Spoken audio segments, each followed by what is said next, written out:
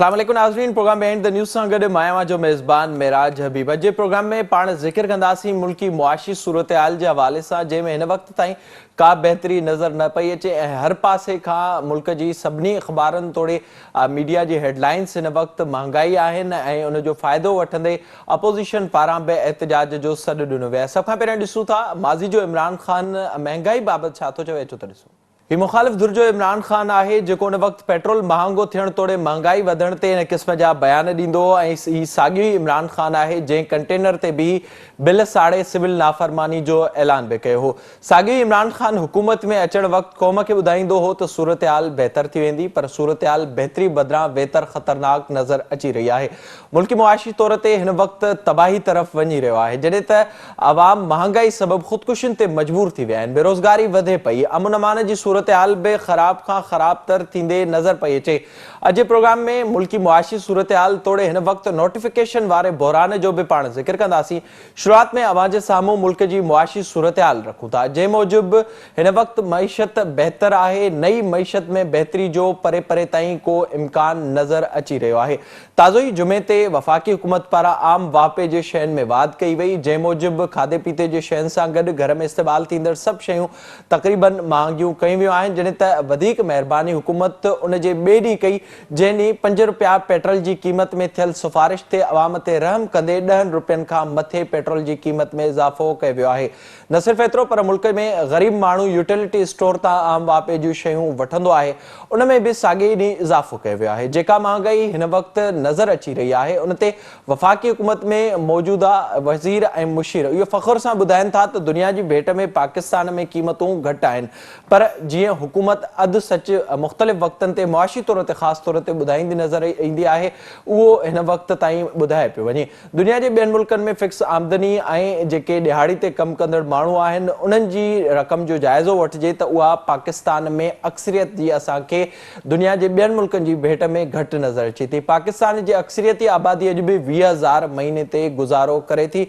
हिन वक़्तु जेका मुल्की मुआशी सूरत हाल आहे, उन ते अवाम छा थो चवे, अचो तो सभ खां पहिरियों ॾिसो। मुल्क में वधंदड़ महांगाई बाबति अवामी राय अवां ॿुधी। ॿिए पासे IMF खां कर्ज़ जी 6हीं किस्त लाइ ॻाल्हियूं हिन वक़्तु जारी आहिनि, जंहिं बाबति पाकिस्तान IMF जा ॾुखिया शर्त तस्लीम करे वरिता आहिनि, जंहिं मूजिबि 330 अरब रुपयनि जी टैक्स छूट ख़तम करण तोड़े बिजली जे क़ीमतुनि में वाध ते हुकूमत राज़ी थी आहे। उन बावजूदि बि हुकूमत ऐं IMF में ॻाल्हियूं तइ नाहिनि थी सघियूं। शर्त तस्लीम करण सां महांगाई जो तूफ़ान ईंदो, जॾहिं त अगरि IMF जो जेके ॻाल्हियूं आहिनि उहे कामयाब न थियूं ऐं पाकिस्तान खे 6हीं किस्त न मिली त पोइ अञा वधीक ख़तरनाक महांगाई अचण जा इम्कान आहिनि, जेका हिन वक़्तु सूरत हाल नज़र अची रही आहे। जिते बि हिन वक़्त ताईं महांगाई जो तूफ़ान मुल्क अंदरि नज़र अचे थो, त साॻिए वक़्त ते DG ISI जी मुक़ररी न थियण सबबि बि हुकूमत बुड़तर जो शिकार मुसलसल नज़र अची रही आहे ऐं इन सूरत हाल सबबि हिन वक़्तु सियासी पार्टियूं फ़ाइदो वठण जी कोशिश कनि पियूं। नोटिफिकेशन वारे बहरान जे हवाले सां बि हुकूमत बाबति मुख़्तलिफ़ थ्योरीज़ हिन वक़्तु हलनि पियूं।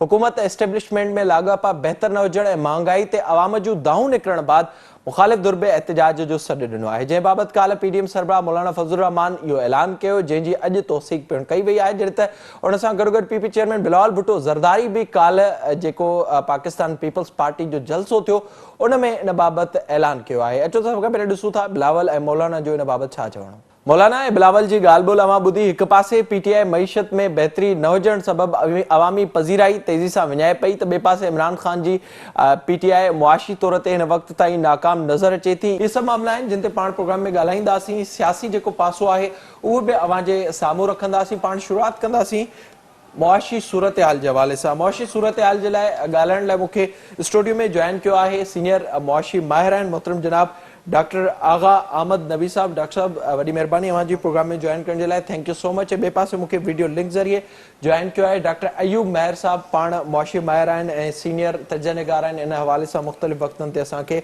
ॿुधाईंदा रहनि था। डॉक्टर साहब, मैं आपसे शुरुआत करूंगा।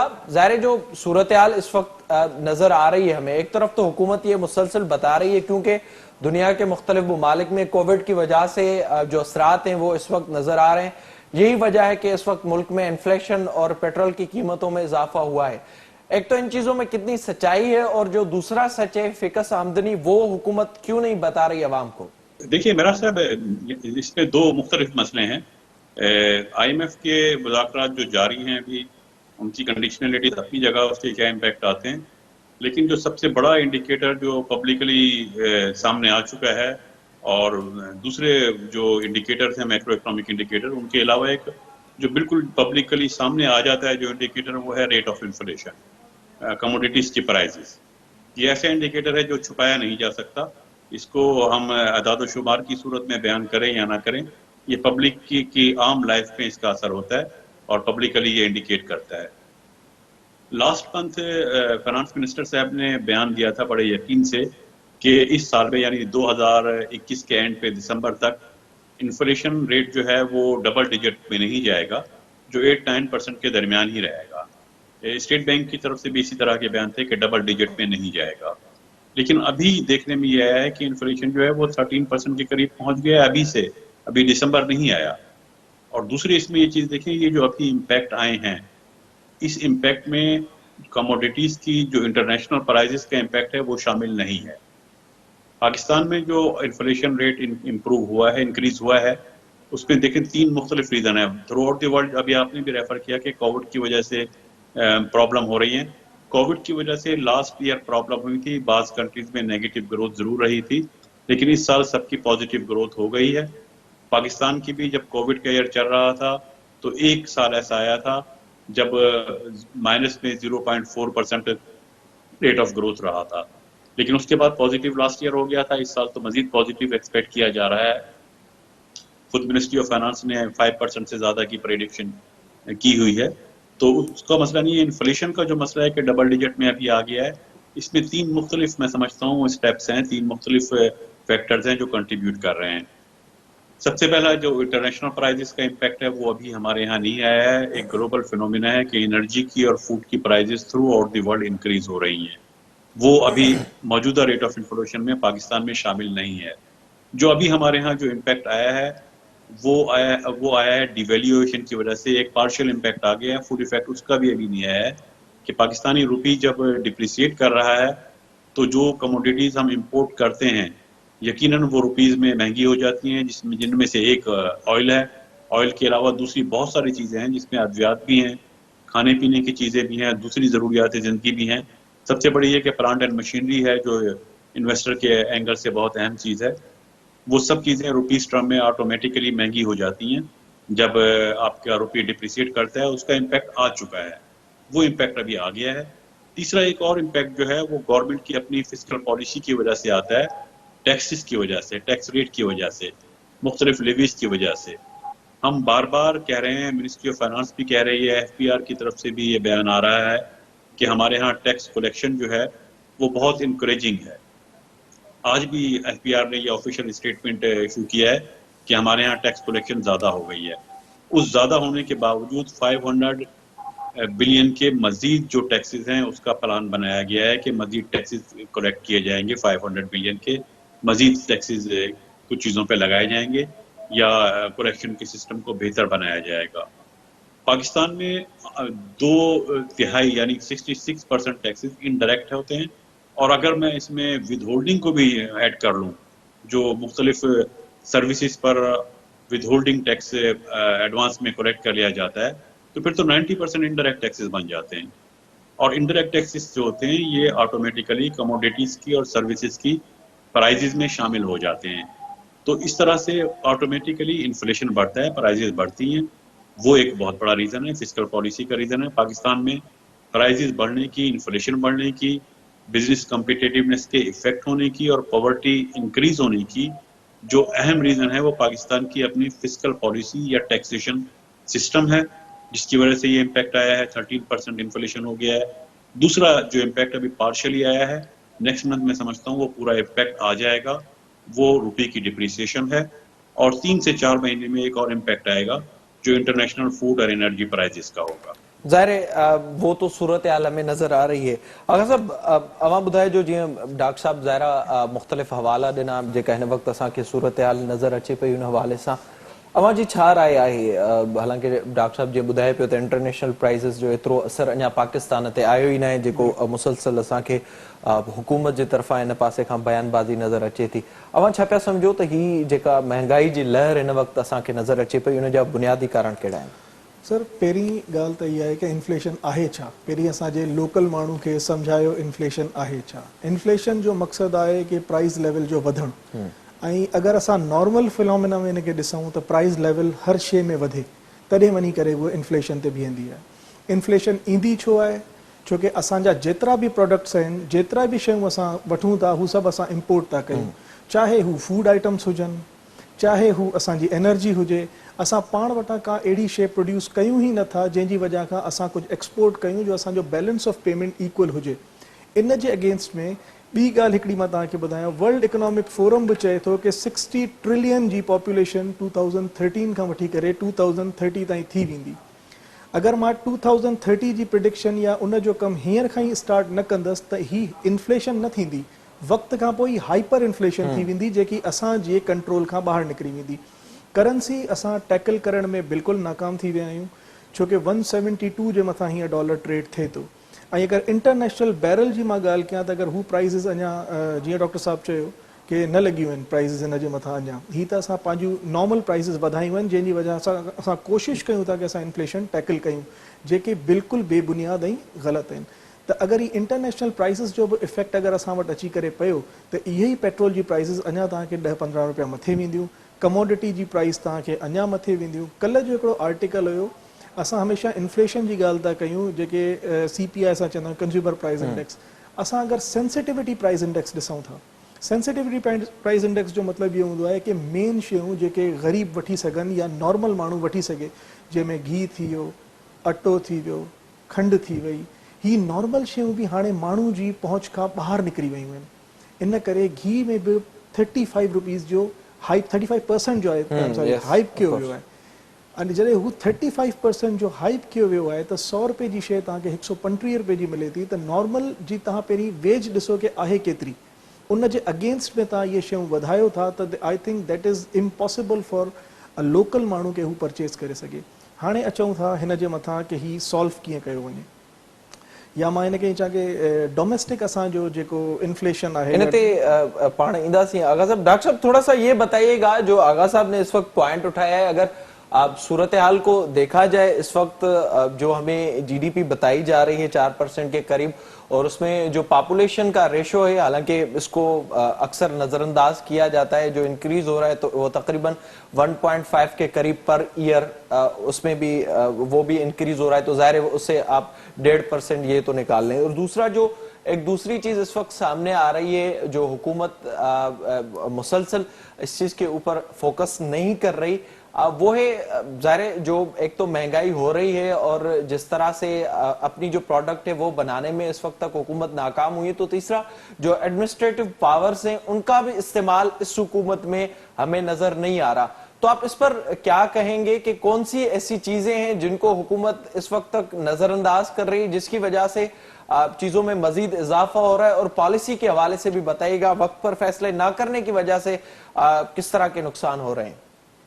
महाराज साहब, आपने दो डिफरेंट चीजें डिस्कस की हैं, मैं 1 बाय 1 पहले एक्सप्लेन कर दूं. पहले जहां तक ग्रोथ रेट का ताल्लुक है, 5% या उससे ज्यादा हम कह रहे हैं, मिनिस्ट्री ऑफ फाइनेंस कह रही है, लेकिन IMF और वर्ल्ड बैंक ने गुज़िश्ता हफ्ते जो रिपोर्ट इशू की है, उनका कहना है कि ये 3.5% की ग्रोथ होगी इस साल.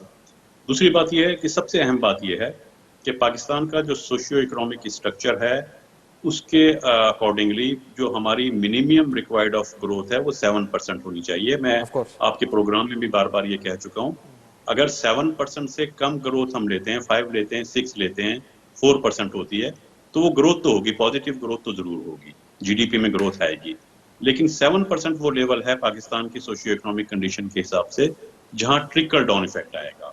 अगर 7% से कम हमारी ग्रोथ होगी तो ग्रोथ हो जाएगी, लेकिन ट्रिकल डाउन इफेक्ट नहीं आएगा. इसका मतलब यह है कि पॉवर्टी कम नहीं होगी, मजीद जॉब अपॉर्चुनिटीज क्रिएट नहीं होंगी, अनएम्प्लॉयमेंट कम नहीं होगी. हमारी रिक्वायरमेंट ही 7% है, और फिजिकल पॉलिसी के जो फार्मूलेटर्स हैं वो इस चीज को क्यों अंडरस्टैंड नहीं कर पा रहे, मैं नहीं समझ पा रहा कि हमें एक मिनिमम थ्रेशोल्ड लेवल चाहिए. अगर मिनिस्ट्री ऑफ फाइनेंस के कहने के मुताबिक 5% अचीव कर भी लेंगे तो अनएम्प्लॉयमेंट कम नहीं होगी, तो ट्रिकल डाउन इफेक्ट नहीं आएगा. और इन्फ्लेशन अगर बढ़ेगा तो इन्फ्लेशन बढ़ने से तो लोअर इनकम ग्रुप पे मजीद असर पड़ेगा. आगा साहब ने सेंसिटिव प्राइस की बात की है. सेंसिटिव प्राइस इंडेक्स हमारा 15% से ज्यादा है। हमेशा वो ये पिछले महीने का, इस साल और ज्यादा हो गया होगा। जो SPI इंडेक्स है जो 10 बेसिक कमोडिटीज की बेस पे बनाया जाता है, उसमें तो जो इंक्रीज आ रहा है, जो रेट ऑफ ग्रोथ आ रहा है वो CPI से ज्यादा है, यानी आम आदमी के लिए जो इन्फ्लेशन रेट है वो कहीं ज्यादा है। दूसरा जो आप इंडिकेट कर रहे थे कि अदर देन जो एडमिनिस्ट्रेटिव पावर्स की आप बात कर रहे थे, देखिए उसमें मैं थोड़ा सा आपसे डिसएग्री करूंगा, क्योंकि जब हम एडमिनिस्ट्रेटिव पावर्स की बात करते हैं कि प्राइस कंट्रोल की बात करते हैं, प्राइस कंट्रोल अथॉरिटीज होंगी, डिस्ट्रिक्ट मैनेजमेंट इन्वॉल्व होगी, तो यहाँ दो मसले आते हैं। पहली बात ये कि ये इन्फ्लेशन है, अनएम्प्लॉयमेंट है, GDP ग्रोथ है, ये सब चीजें इनका ताल्लुक इकोनॉमिक पॉलिसी से है। इकोनॉमिक पॉलिसी आप देंगे तो ये चीजें सही होंगी, इनको रेक्टिफाई इकोनॉमिक पॉलिसी से करना होगा। इकोनॉमिक पॉलिसी देने के बजाय एक बड़ी अजीब बात हो रही है, गुज़िश्ता 2-3 माह से मेरे ऑब्जर्वेशन में आ रही है, दूसरे लोग भी देख रहे हैं कि हमारे जो पॉलिसी मेकर्स हैं, जो हुक्मरान हैं, जो मिनिस्टर्स हैं, वो मुसलसल इन्फ्लेशन के ज़्यादा होने के या ग्रोथ रेट के कम होने के रीजंस बता रहे होते हैं। रीजन बताया जाना ये स्कूल, कॉलेज, यूनिवर्सिटी का काम है, ये क्लास टीचिंग का काम है, क्यों इन्फ्लेशन बढ़ता है, क्यों ग्रोथ बढ़ती है। पॉलिसी मेकर्स का काम रीजन बताना नहीं है, पॉलिसी मेकर का काम पॉलिसी बनाना है, उनका हल निकालना है। इन्फ्लेशन क्यों हुआ है उसकी वजह बताना पॉलिसी मेकर्स का काम नहीं है, उसका सोल्यूशन बताना इनका काम है। इकोनॉमिक पॉलिसी किस लिए होती है? इकोनॉमिक पॉलिसी जो बैड इफेक्ट आ रहे होते हैं किसी चीज के, उस बैड इफेक्ट से किस तरह से बचा जाए, उसको नीचे लेवल तक ट्रांसफर ना होने दिया जाए, वो उसके लिए इकोनॉमिक पॉलिसी बनाई जाती है। पॉलिसी अभी तक कोई इस तरह की वादे पॉलिसी सामने नहीं आई है, कोई इकोनॉमिक पॉलिसी या मीडियम टर्म ग्रोथ प्लान वगैरह अभी तक सामने नहीं आ सके। तो इसलिए जहां तक एडमिनिस्ट्रेटिव पावर से कंट्रोल करने का ताल्लुक है, ये इकोनॉमिक पॉलिसी है से ताल्लुक है इनका, ये इकोनॉमिक पॉलिसी से सही होंगी। और economic policy basically federal government की रिस्पॉन्सिबिलिटी होती है। जो एडमिनिस्ट्रेटिव पावर्स हैं वो हम ट्रांसफर कर देते हैं रिस्पॉन्सिबिलिटी फेडरल से प्रोविंसेस की तरफ। ज़ाहिर है जो उसमें भी थोड़ा सा मैं ये ऐड कर लूं, ज़ाहिर है जब हमने देखा था शौकत तरीन साहब आए थे तो उन्होंने पहली मीटिंग में ये कहा था कि हमारी तो पॉलिसी नहीं है और मईशत के ट्रैक का भी हमें नहीं पता। अब जो सूरत हाल में तब्दील होते हुए नज़र आ रही है। आगा साहब इहो ॿुधाए जो ब्रेक ते बि वञणो आहे क्विकली, त जेका हिन वक़्तु असांखे सूरत हाल नज़र अचे पई, जीअं डॉक्टर साहब ज़िक्र कयो, जेके रीज़न्स आहिनि उहे असांखे रोज़ जे बुनियाद ते ॿुधाया वञनि था, पॉलिसी असांखे हिन वक़्तु ताईं का नज़र न पई अचे। और छा पिया सम्झो त हाणे जेका ही करंटली सूरत हाल आहे, पाण IMF ते बि ज़िक्र कंदासीं, ब्रेक खां पोइ हिन ते बि ॻाल्हाईंदासीं, इन मां निकिरण जे लाइ जेके क्विकली कहिड़ा फ़ैसिला करण जी ज़रूरत आहे? जीअं डॉक्टर साहब ॿुधायो त असांखे पॉलिसी हिन वक़्तु ताईं नज़र न पई अचे। सर पॉलिसी सां अगर मां हिनखे थोरो हिकिड़ो रिवर्ट बैक कयां सर जी ॻाल्हि जे मथां, असां वटि वाहिद पाकिस्तान हिकिड़ो कंट्री आहे जंहिंमें हाइपर इन्फ्लेशन जी जॾहिं बि ॻाल्हि कंदा आहियूं त असां कंपेयर कंदा आहियूं हाइपर इन्फ्लेशन जी प्राइज़िस खां डेवलप्ड कंट्री में, जेको बिल्कुलु ग़लति आहे, जेको बिल्कुलु ग़लति आहे। पॉलिसी मेकर्स जो कमु इहो न आहे कि इंटरनेशनल मार्केट में क़ीमतूं वधनि थियूं त तव्हांजे मथां मीन्स तव्हां टोटल डिपेंडेंट थी विया आहियो हिकिड़ी शइ जे मथां। जॾहिं तव्हां डिपेंडेंसी आणींदा आहियो तव्हां कॾहिं बि पंहिंजी शइ जे पर उन में इहो न ॿुधाईंदा आहिनि त उन्हनि जी ग्रोथ केतिरी आहे या उन्हनि जी आमदनी केतिरी आहे। सर पाकिस्तान में हिकिड़ो फिनोमिना हलियो आहे कि जॾहिं हिकिड़ी प्राइस रेस थी वञे त उहा रेस रहे थी, उन खां पोइ उनखे जॾहिं ट्रिकल डाउन था कनि त उनखे ट्रिकल डाउन करण में उनखे टाइम लॻे थो, ऐं उनखे ट्रिकल डाउन बि उन परसेंटेज सां नथा कनि जेतिरे परसेंटेज सां इंटरनेशनल मार्केट में वई। अगरि तव्हांखे यादि हुजे कि मार्केट में हिकिड़ो दफ़ो ऑयल जी प्राइस नेगेटिव अची वई हुई कि तव्हां ओवरऑल जेको ऑयल आहे असांखां फ्री वठो, उन टाइम पाकिस्तान उन वर्ज ते हुयो कि डिसीजन वठे आहे कि असां अगर ऑयल 6 महीने जो भी प्रिजर्व करे रखूं त अॼु उहा सूरत हाल मौजूद न हुजे असांखे। इहो पॉलिसी मेकर्स जो कमु हुयो, लेकिन इन्हनि कुझु न कयो, उहो ई सेम ऑयल असां मिडल ईस्ट खां वरितो जेको इंटरेस्ट रेट जे मथां वरितो। त पॉलिसी जी का बि हिते असां वटि शइ नज़र न आहे। अगरि पॉलिसी जी तव्हां ॻाल्हि कंदो त पॉलिसी जो मां सिधो इहो चवंदुसि कि असांजे फाइनेंस मिनिस्टर जॾहिं ॻाल्हि करे थो कि मूंखे इन्फ्लेशन जी सम्झ में ई नथी अचे कि मां कंहिं तरीक़े सां हुनखे टैकल कयां, त हिते त क्वेश्चन ई असांजो ख़तमु थो थी वञे कि असां कंहिंसां ॻाल्हायूं वञी करे। इन्हनि जा जेके एडवाइज़र्स वेठा आहिनि ही रुगो एग्ज़ेक्यूटिव चेंजिस था कनि। शौकत तरीन साहब सां गॾु जेके बि माण्हू असांजा ॿिया वेठा आहिनि, ही रुगो तव्हां ॾिसो हिकिड़ो माण्हू वञे थो, हिकिड़ो ॿियो अचे थो, ही एग्ज़ेक्यूटिव चेंजिस आहिनि. इन्हनि चेंजिस सां तव्हां पॉलिसी सस्टेन न करे सघंदो ओवरऑल हिन पॉलिसी खे. त असांखे बोल्ड डिसीजन्स वठणा पवंदा जंहिंमें असांखे टैक्स ब्रैकेट असांजो वधाइणो पवंदो. जेके एक्टिव टैक्स पेयर आहिनि हू पंहिंजी जॻह मौजूदु आहिनि. मैन्युफैक्चरिंग ऐं ॿियनि खे टैक्स खे थोरो लीवी ॾियणी पवंदी, छोकी हींअर अव्हां ॾिसो कि मैन्युफैक्चरिंग असांजो 15% असांजे GDP जो ॾिए थो ऐं 15% GDP जो ॾिए थो. इनखे अञा तव्हां टैक्स लेवी ॾींदो त ऐं इनखे अञा LSM खे जीअं लार्ज स्केल मैन्युफैक्चरिंग इनखे तव्हां वधाइण जी ॻाल्हि कंदव त इहो एक्सपोर्ट वञे तव्हां वटि, जंहिंजी वजह खां तव्हांखे FDI अचे. FDI बि असां वटि हिकिड़ो वॾो फुक़दान आहे हिते. FDI बि असां वटि मौजूदु कोन्हे. चाइना अव्हां खे 2020 जे अगेंस्ट 2021 में जेको पैसा मोकिलिया आहिनि हू 10% घटि आहिनि. मूं वटि फिगर कोट हींअर मां तव्हांखे ॿुधायां थो. फिगर कोट उन में तक़रीबन 10% जी उन्हनि घटिताई कई आहे. उनजो रीज़न इहा आहे कि प्रॉपर तरीक़े सां कमु एग्जीक्यूट CPEC में बि नथा थी सघनि. अगरि CPEC में कमु थियनि त हुतां खां ICT जेकी इंफॉर्मेशन एंड कम्युनिकेशन टेक्नोलॉजीज़ वारो कॉन्सेप्ट असांजो इहो हले, तॾहिं वञी असां कुझु सस्टेनेबिलिटी ते अचूं. अॼु ताईं असां 1931 खां वठी करे या 47 खां वठी करे एनर्जी क्राइसिस रिज़ॉल्व न करे सघिया आहियूं. एनर्जी क्राइसिस खां अगेन तव्हां ओवरऑल अगरि गवर्नमेंट जो डेट ॾिसो त हींअर ओवरऑल गवर्नमेंट जो डेट ॿुधाए थो उहो आहे 69.1%. ऐं उन में अगरि एडिशनल तव्हांजो 1% पॉइंट अबव अचे थो 64 खां, त इन जो मतिलबु इहो आहे कि तव्हांजी ग्रोथ जेकी आहे उहा डिक्रीज़ थी थिए 2% सां हर साल. ऐं जंहिंजे अगेंस्ट में तव्हां जेके लोन वरिता आहिनि उहे रीपे नथा करे सघो. ज़ाहिर आहे जेका हिन वक़्तु सूरत हाल नज़र अचे पई. पाण IMF ते ॻाल्हाईंदासीं. ज़ाहिर IMF सां जेके ॻाल्हियूं हलनि थियूं उन ते ॻाल्हाईंदासीं. जीअं आगा साहब ज़िक्र कयो, ज़ाहिर जॾहिं वज़ीरनि खे इहा ख़बर न हूंदी त हू ऑफिस घणा ॾींहं रहणो आहे त पोइ हू अॻिते जी पॉलिसी कीअं ठाहींदो या उनखे पोइ पॉलिसी ठाहिण जी ज़रूरत कहिड़ी आहे. साॻी सूरत हाल असांखे नज़र आई आहे फाइनेंस मिनिस्ट्री में ऐं मुसलसिल FBR जो चेयरमैन तब्दील थियण बि इन ई ॻाल्हि जी निशानी आहे. पाण प्रोग्राम में वधीक ॻाल्हाईंदासीं. IMF सां जेके हिन वक़्तु ॻाल्हियूं हलनि थियूं उन हवाले सां वक़्तु ब्रेक जो असां सां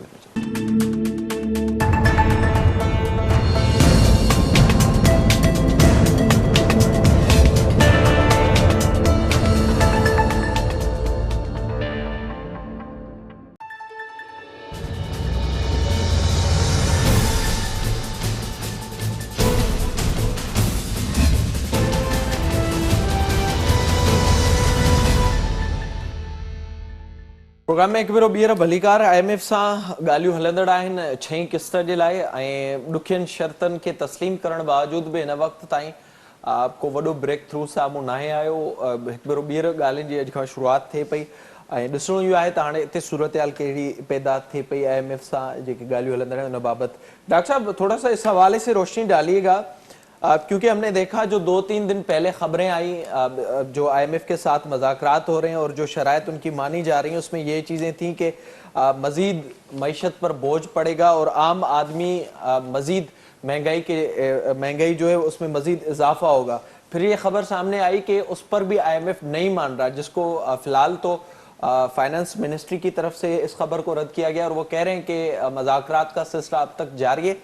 अब किस तरह से देख रहे हैं कि अब जो ये शराइत मानी जा रही हैं वो कौन सी हैं और अगर ऐसा होता है कि ये जो किस्त है वो पाकिस्तान को नहीं मिलती तो उसके बाद क्या सूरत हाल पैदा हो सकती है? देखिए, अगर किस्त खुदा न खास्ता पाकिस्तान को नहीं मिलती तो शॉर्ट टर्म में बिल्कुल एक क्राइसिस क्रिएट हो सकता है, क्योंकि $1 बिलियन की बात है. तरीक़ाकार ये है कि जो पाकिस्तान की जो इंपोर्ट्स की रिक्वायरमेंट है, पाकिस्तान जो इंपोर्ट करता है ऑन एवरेज, उसकी इंपोर्ट के 8 वीक्स के इक्वल फॉरेन एक्सचेंज रिजर्व जो है वो पाकिस्तान में मौजूद होना चाहिए. अगर 8 वीक्स के equal foreign exchange reserve Pakistan में नहीं है तो उस सूरत में ये होता है कि पाकिस्तान के लिए प्रॉब्लम ये हो जाती है कि इंटरनेशनल मार्केट में हम जो इंपोर्ट्स करते हैं जो चीज़ें, उनकी LC लेटर ऑफ क्रेडिट नहीं खुल पाते, क्योंकि ये प्रोसीजर होता है जब इंपोर्ट ऑर्डर करते हैं, ऑर्डर पहले करते हैं, चीज़ मिल जाती है, हमारी पोर्ट पे आ जाती है, फिर पेमेंट होती है, तो ऑन एवरेज 8 वीक्स का टाइम होता है. अगर पाकिस्तान के पास 8 वीक के फॉरेन एक्सचेंज रिजर्व मौजूद ना हो तो फिर LCs के खुलने में प्रॉब्लम होती है और उसी को हम टेक्निकली जिसको हम कहते हैं कि वो कंट्री डिफॉल्ट कर गई है इंटरनेशनल मार्केट में, वो एक क्राइसिस की सिचुएशन होती है. IMF का जो फॉर्मेशन है, IMF का बुनियादी जो मकसद है फॉर्मेशन का, वो यही है कि मेंबर कंट्रीज को डिफॉल्ट होने से बचाता है वो अदारा, और उनको शॉर्ट टर्म के लिए वर्किंग कैपिटल के तौर पे फॉरेन एक्सचेंज रिजर्व प्रोवाइड करता है ताकि उनका ये इंटरनेशनल ट्रेड का प्रोसेस जो है वो कंटिन्यूशन में रह सके. تو اگر خدا نہ خواستہ ایسا ہوتا ہے, میں ایکسپیکٹ نہیں کر رہا ایسا ہوگا, IMF کے ہم ممبر ہیں سر اور ظاہر بڑے ہے تو جو دوسری سائیڈ ہمیں نظر آ رہی ہے 330 ارب کی سبسڈی کو جی ختم کرنا, اور اس میں اس کے علاوہ بھی یس کچھ چیزیں سامنے آ رہی ہیں, تو اس سے کیا افیکٹ ہوگا عام عوام پر؟ جی بالکل, یہ اصل بات یہ ہے کہ وہ IMF سے ہمیں بالکل لون دے گا اور ہمیں لینا ہوگا, شارٹ ٹرم مینجمنٹ کرنی ہوگی, ایسی ہماری کھلتی رہیں, ہم ڈیفالٹ کی طرف نہ جائیں, لیکن کنڈیشن بہرحال ان کی ہیں, ان کو اپنی ریکوری کرنی ہوتی ہے, کہاں سے کرنی ہوتی ہے. بیسیکلی ہمارے پالیسی میکرز کی پرابلم ہے, نیگوشیشن کے وقت یہ بتانا چاہیے کہ کہاں سے کلیکٹ کیا جائے گا. وہ جہاں سے کلیکٹ کرنا چاہیے وہاں ول پاور کی ضرورت ہوتی ہے. بہت آسان ہوتا ہے GST بڑھا دینا, سبسڈیز ختم کرنا, اداروں کو امیڈیٹلی پرائیویٹائز کر دینا, یہ آسان حل ہوتے ہیں. یہی ہمارے پالیسی میکر ایکسیپٹ کرتے ہیں, IMF ان کو وہی حل بتاتا ہے جو یہ امپلیمنٹ کر سکتے ہیں.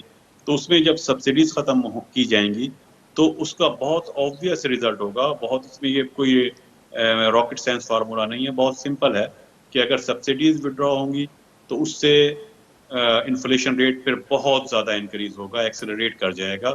اس کی وجہ یہ کہ سب سے پہلا اس کا جو اثر پڑے گا وہ ایگریکلچر کموڈیٹیز کی پرائس پر پڑے گا, جہاں کچھ پارٹ سبسڈیز کا جاتا ہے.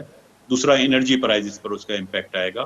تو یہ دو مین ہیں, اس کے علاوہ بھی کچھ چیزوں پہ آئے گا, لیکن دو یہ مین چیزیں ہیں جس پر ڈائریکٹلی افیکٹ ہوگا, اور ان دو طرح کی کموڈیٹیز کی پرائزز جو ہیں وہ پاکستان میں پھر شوٹ کر جائیں. اچھا آغا صاحب, اواں ॿुधाए जो जीअं डॉक्टर साहब ॿुधायो, ज़ाहिर आहे जॾहिं IMF सां कॾहिं बि ॻाल्हियूं थियनि थियूं या उते जॾहिं शर्तुनि जो मामिलो अचे थो त ॿियो कुझु न आहे त उहो उनजी रिकवरीज़ किथां थींदियूं, उन में असांखे पोइ नज़र अचे थो ख़ासि तौर ते कलेक्शन जे हवाले सां अवाम ते सिधो सो असरु पवणु, ॿियो सब्सिडी ख़तमु करणु, जेके ॿई टे शयूं जीअं डॉक्टर साहब ॿुधायो इदारनि खे प्राइवेटाइज़ करणु, त उहे ॿई टे शयूं डायरेक्टली अवाम खे इफेक्ट कनि थियूं ऐं उहो मुसलसिल थींदे नज़र अचे थो. अवां छा पिया सम्झो, ज़ाहिर जेके पोयूं ॻाल्हियूं थियूं उन में बि अहिड़ी क़िस्म जूं शयूं तस्लीम कयूं वयूं जंहिंजे करे असां ॾिसूं पिया रोज़ प्राइसिस वधनि पियूं मुख़्तलिफ़ शयुनि जूं, त इन जा बुनियादी तौर ते कारण कहिड़ा आहिनि, त छो असां वटि उहे हुकूमत वटि एतिरी अहलियत न आहे जो उहे अहिड़ियूं शयूं पैदा करे सघे त उतां कलेक्शन थी सघे, हू टैक्स नेट वधाए सघे, पंहिंजे मुल्क में प्रोडक्शन वधाए सघे, या उहा सम्झो पिया त IMF जे लाइ इहो ईज़ी आहे ऐं उन्हनि खे ख़बर आहे त इहो तरीक़ेकार पाकिस्तान में हलंदो रहे थो, असरु अवाम ते पइणो आहे, हुननि जा पैसा वापसि अचिणा आहिनि. सर जॾहिं असांजी इहा हुकूमत इलेक्ट थी आई उन टाइम असांखे चयो वियो असां IMF वटि वापसि न वेंदासीं, हीउ 6 टाइम असां IMF वटि वापसि वञूं था. तव्हांजो क्वेश्चन 330 अरब जी सब्सिडी अगरि असां ख़तमु कयूं था त हिन जो मतिलबु इहा आहे कि असां इन्फ्लेशन खे हाइपर ते खणी था वञूं. तव्हांजी लेटेस्ट IMF जेकी ॻाल्हि कई आहे गिव एंड टेक वारी, उन में IMF स्टाफ क्लियरली पाकिस्तान खे चयो आहे तव्हांजो रेवेन्यू मॉडल सस्टेनेबल कोन्हे, ऐं तव्हांजो रेवेन्यू मॉडल सस्टेनेबल कोन्हे इन जी मतिलबु तव्हांखे कमोडिटीज़ जूं प्राइसिस वधाइणियूं आहिनि. सेकेंड ॻाल्हि उन्हनि इहा कई आहे कि तव्हां वटि जेको एनर्जी जो क्राइसिस आहे उहो बैंकेबल कोन्हे, त तव्हांखे टैरिफ्स बि वधाइणा आहिनि. त IMF खे इहो ख़बर आहे कि Pakistan is on the verge of bankruptcy. जॾहिं असां हिन खे सेव कंदासीं कुझु गिव एंड टेक वारे कमनि में इहो थींदो. पाकिस्तान खे पंहिंजो बहितर आहे कि हीअं डोमेस्टिक फाइनेंस को तरीक़ो यूज़ करणु खपे जंहिंजी वजह खां ही करे सघनि. हुन जा 2 मेन पॉइंट्स थी सघनि था. नंबर 1, असां लोकल ऐं कमर्शियल बैंक्स खे थोरी पावर ॾियूं ताकी हू लोन्स प्रोवाइड करे सघनि, हिकिड़े नॉर्मल SMEs या असांजी SMEs वधनि, स्मॉल मीडियम एंटरप्राइज़िस वधनि, जेके लिस्टेड नॉर्मली न आहिनि. उन्हनि जे वधण सां जेके असां नंढा नंढा लोन ॾियूं था उन सां रिकवरी जल्दी थी वञे, असांखे लॉन्गर पीरियड लाइ वेट नथो करिणो पए.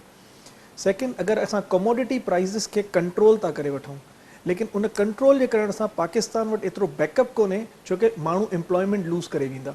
पाकिस्तान वटि एतिरो बैकअप कोन्हे कि उन प्राइज़िस खे हिकिड़े टाइम पीरियड ताईं सस्टेन करे सघनि.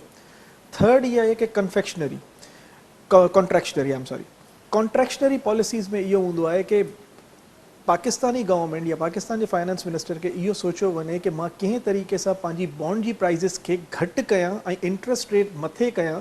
उनजो इहो हूंदो कि ट्रिकल इम्पैक्ट पवंदो कि जेके बॉन्ड होल्डर्स आहिनि उन्हनि खे ख़बर पवंदो कि इंट्रस्ट रेट मथे वञनि था त हू बॉन्ड सस्टेन कंदा. चौथी जेकी थोरी मुश्किल आहे ऐं थोरी मां हिन खे सम्झंदो आहियां कि थोरी इहा जेकी आहे प्रॉपर बि नथी थी सघे असां वटि. असां न्यू अगरि करेंसी नोट्स इशू कयूं था, यही ॻाल्हि आहे, न्यू करेंसी नोट्स इशू करण सां असां ओल्ड करेंसी नोट्स जे अगेंस्ट में न्यू करेंसी नोट्स इशू कयूं.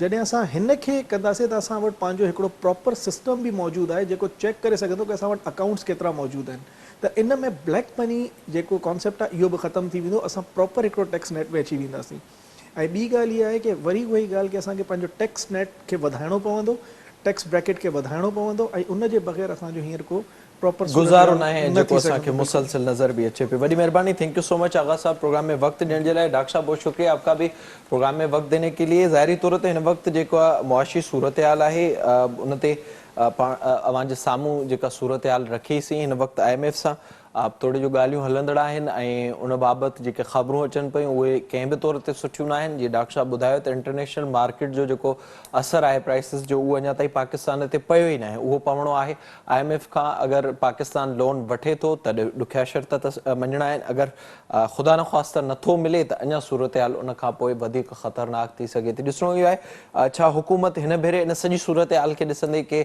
असराइता क़दम खणे थी के पॉलिसीज़ ठाहे थी पंहिंजे मुल्क में प्रोडक्शन वधाए थी या सूरत हाल जीअं जो तीअं रहे थी नई प्रोग्राम जो वक़्तु पंहिंजी पुॼाणी ते पहुतो पंहिंजे मेज़बान मेराज हबीब खे ॾींदा इजाज़त तलावाई।